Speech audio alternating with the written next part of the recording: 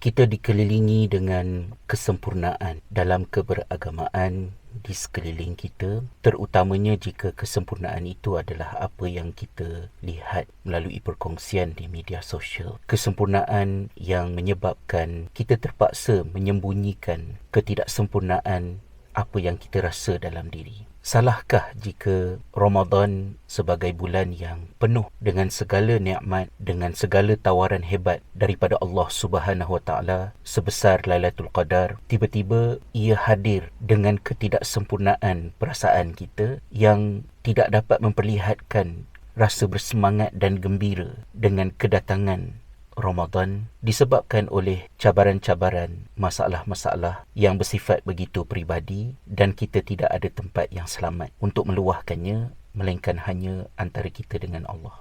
Adakah rendah iman mereka yang tidak bersemangat? Adakah cacat keislaman kita kalau kita tidak segairah orang lain untuk menyambut Ramadan? Satu keindahan yang ada di dalam agama kita dan rahmat daripada Allah Subhanahu Wa Taala, kita tidak dinilai pada apa yang kita rasa, pada perasaan kita. Sebaliknya, bagaimana kita menguruskan perasaan itu yang menyerlah dalam bentuk tindakan, perbuatan, baik perkataan ataupun apa yang dilakukan oleh tangan dan kaki kita. Di situlah baru Allah Subhanahu Wa Taala menghitungnya sebagai perbuatan yang baik ataupun perbuatan yang keji. Kadang-kadang setengah orang terlalu bersemangat dengan agama sehingga hilang sisi-sisi kemanusiaan untuk memberi ruang kepada ketidaksempurnaan itu untuk berada di posisi yang diredai oleh Allah dan tidak menambah beban kepada orang yang merasanya. Dan ini mengingatkan saya kepada satu kisah yang berlaku di antara sahabat yang mulia Huzaifah radhiyallahu anhu dengan seorang anak muda dari Kufah yang pada suatu ketika bertanya kepada Huzaifah tentang bagaimanakah performance para sahabat yang berpeluang untuk bersama dengan baginda Nabi SAW, tidak seperti anak muda itu generasi berikutnya yang tidak berpeluang berjumpa dengan baginda. Jadi dia bertanya dalam hadis ini, ya Aba Abdullah, wahai Abu Abdullah, ra'aitum Rasulullah sallallahu alaihi wasallam wa sahibtumuh. Wahai Abu Abdullah, engkau telah melihat, bertemu dengan Nabi sallallahu alaihi wasallam dan bersahabat dengannya. Betul? Qala na'am ya ibnu akhi. Huzaifah jawab, benar wahai anak buahku. Qala fa kaifa kuntum tasna'un. Lalu anak muda itu bertanya, so macam mana keadaannya kalian ketika bersama dengan Rasulullah SAW? Pertanyaan ini dijawab oleh Huzaifah. Qala wallahi laqad kunna najhad. Demi Allah, kata Huzaifah, kami berusaha. Jawapan yang diberikan oleh Huzaifah itu macam tidak ada wow factor, seolah-olah tidak mencapai standard yang disangka oleh anak muda ni tadi, kerana mereka yang bersama dengan Rasulullah SAW mestilah sangat hebat, pantang diajak berjuang, akan bangkit dan sentiasa memberikan contoh-contoh terbaik, kerana mereka seperti bintang-bintang di langit yang menjadi petunjuk kepada umat sepanjang zaman. Tapi jawapan Huzaifah itu begitu bersahaja. Qala, lalu anak muda ni menjawab, wallahi law adraknahu ma taraknahu yamshi 'alal ard. Demi Allah, kalaulah kami ni ada peluang jumpa dengan Nabi SAW, takkan kami biarkan baginda itu berjalan di atas tanah. Wala ja'alnahu 'ala a'naqina. Nescaya kami ni akan letakkan Nabi SAW di junjungan kami. Kami akan junjung. Macam kalau dalam budaya kita, yang orang angkat budak-budak nak bersunat dengan letak atas bahu sebagai simbol kemuliaan dalam budaya kita. Jadi kata anak muda tadi, kami takkan bagi Nabi SAW mengotorkan kakinya, tak layak untuk baginda berjalan di tanah. Kami akan junjung dia. Semangat anak muda ni nak menunjukkan kepada Huzaifah bahawa kenapa tak garap peluang sebaik mungkin, sedangkan kamu adalah generasi terpilih yang berpeluang jumpa dengan Nabi SAW. Kami tak ada peluang tu, tapi kalau kami ada peluang, kami akan buat yang terbaik, kata anak muda ni tadi. Faqala Huzaifah, lalu kata Huzaifah, ya ibnu akhi, wahai anak saudaraku, wahai anak buahku, wallahi laqad ra'aituna ma'a Rasulillah sallallahu alaihi wasallam fil Khandaq. Jadi Huzaifah radhiyallahu anhu kata pada anak muda ni, kamu dengar sini, aku nak ceritakan kepada kamu sesuatu untuk membetulkan bayangan kamu itu tadi. Kisah ini berlaku ketika kami bersama dengan Nabi SAW di dalam peperangan Khandaq. Kita tahu peperangan Khandaq ini berlaku sekitar tahun 4 Hijriah. Rasulullah SAW dan para sahabat berada dalam keadaan yang sangat teruk apabila mereka dikepung oleh Quraisy dan sekutu-sekutu Arab sehingga kekurangan makanan mengikat perut kerana menahan kelaparan yang amat sangat dengan cuaca yang begitu sejuk pada masa tersebut.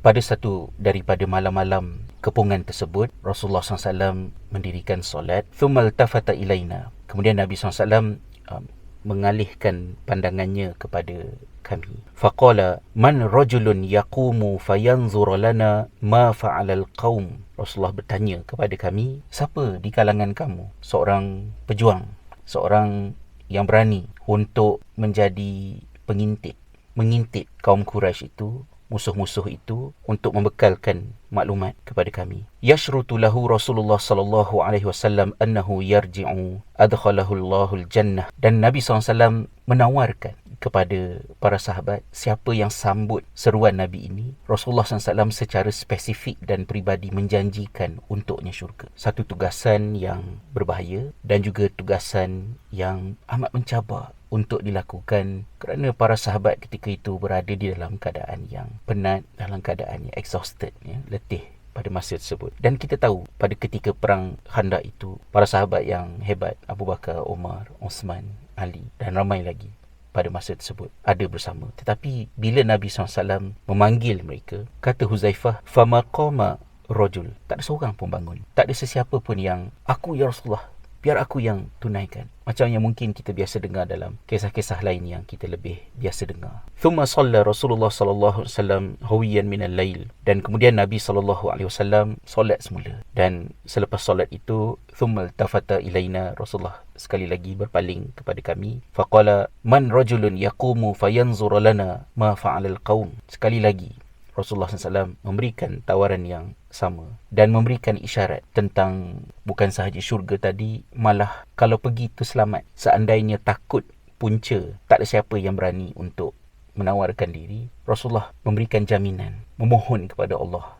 agar yang pergi itu pergi dan balik dalam keadaan yang selamat. As'alullah an yakuna rafiqi fil jannah. Bahkan yang memenuhi jemputan, bahkan yang memenuhi permintaanku ini akan menjadi temanku yang karib di syurga nanti. Ya Allah, kan? Apakah ada tawaran yang lebih hebat daripada tawaran ini? Dijanjikan syurga, kalau begitu selamat, dan di syurga nanti akan menjadi teman akrab dengan Nabi SAW. Begitu sekali Rasulullah tawarkan. Lain daripada tawaran-tawaran umum yang kita dengar di dalam bulan Ramadan ini. Famaqama rajulun minal qaum. Tapi tak ada seorang pun yang bangun. Ma'ashiddatil khauf wa syiddatil ju' wa syiddatil barat, disebabkan oleh ketakutan yang amat sangat, kelaparan yang amat sangat, dan juga cuaca sejuk yang melampau. Falamma lam yakum ahad da'ani Rasulullah sallallahu alaihi wasallam falam yakun li budda minal qiyam. Dan akhirnya, oleh kerana tak ada siapa pun bangun, Rasulullah SAW telah mengisyaratkan kepadaku, memanggil aku. Dan bila Rasulullah SAW sebut nama aku, kata Huzaifah, aku tak ada pilihan lain melainkan aku berdiri dan menyahut seruan tersebut. Kisah ni panjang. Sampailah ke penghujung ceritanya,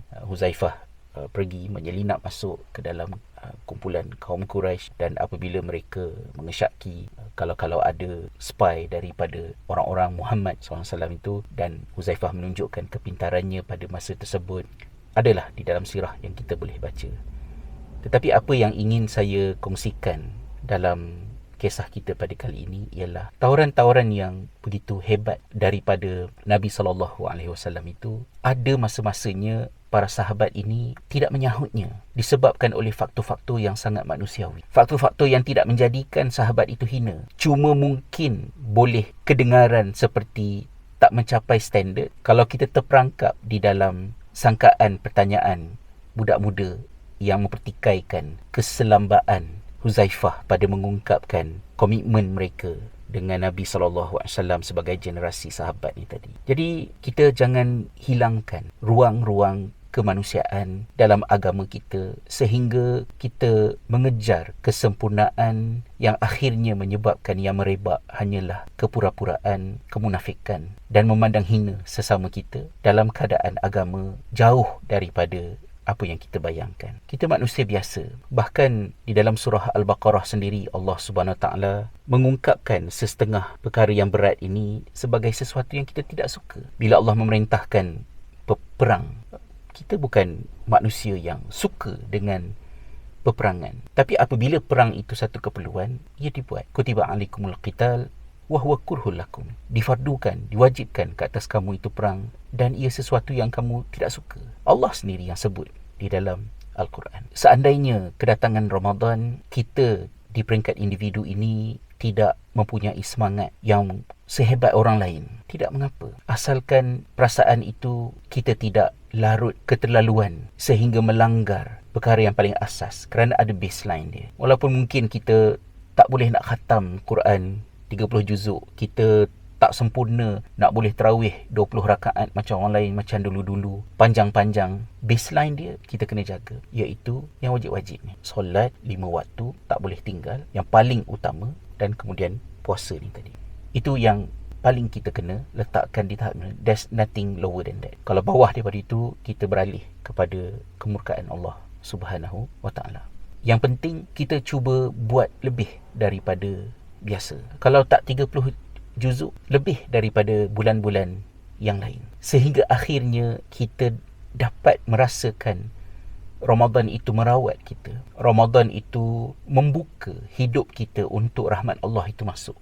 Dan rahmat Allah itu masuk adalah untuk kita, bukan untuk pertandingan dan perbandingan antara kita dengan orang lain. Seminggu Ramadan telah berlalu, mungkin bacaan kita dah mula menampakkan tak capai ni 30 juzuk, dan kita mungkin mula rasa nak give up. Tetapi tidakkah kita merasakan bagaimana kesedihan dan ketidaksempurnaan itu menyebabkan kita tertanya-tanya, mencari jawapan dan mengingati Allah, mengharapkan agar Allah memberikan laluan kepada orang-orang yang lemah macam kita, yang tak macam orang-orang lain yang hebat itu. Dan jika berfikir tentang perkara itu menyebabkan kita semakin dekat dengan Allah SWT, apa jua perkara, ekoran musibah, cabaran, ujian yang hadir dalam hidup kita ini yang menyebabkan kita semakin dekat dengan Allah, maka itu adalah rahmat daripada Allah. Ramadan ini Allah yang punya, Allah yang memberikan ganjaran sebesar-besarnya, sebaik-baiknya kepada sekalian hamba-Nya, dan Allah itu sentiasa